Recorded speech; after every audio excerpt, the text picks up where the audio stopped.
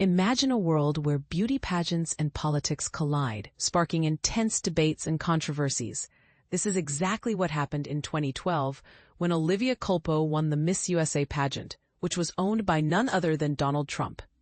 But here's where it gets interesting. One of the participants that year was Erika Kirk, now known as the widow of Charlie Kirk, a prominent conservative activist who was tragically killed last week. As we delve into the intricacies of this story, you'll discover how the 2012 Miss USA pageant became a catalyst for discussions on transgender rights and the complexities of social issues.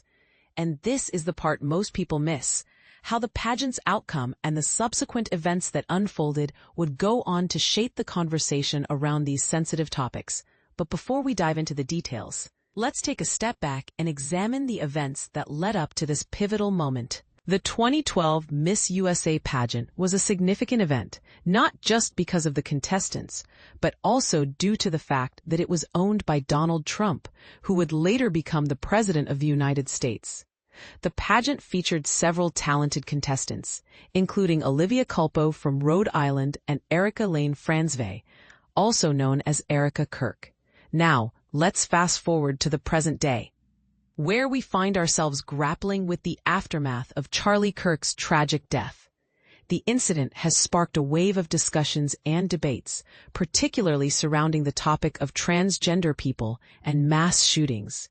In the moments leading up to his death, Kirk was engaged in a discussion about this very issue, which raises important questions about the intersection of social issues and public discourse.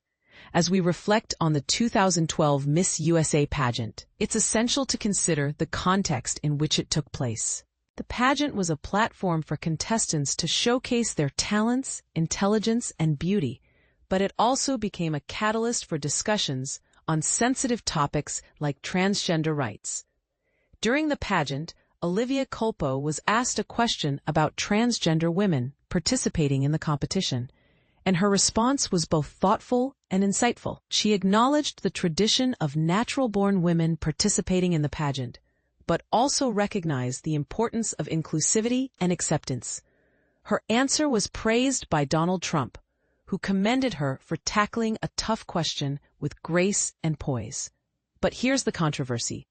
Some people might argue that Culpo's response was too accepting, too willing to challenge traditional norms. Others might see it as a brave and necessary step towards creating a more inclusive environment.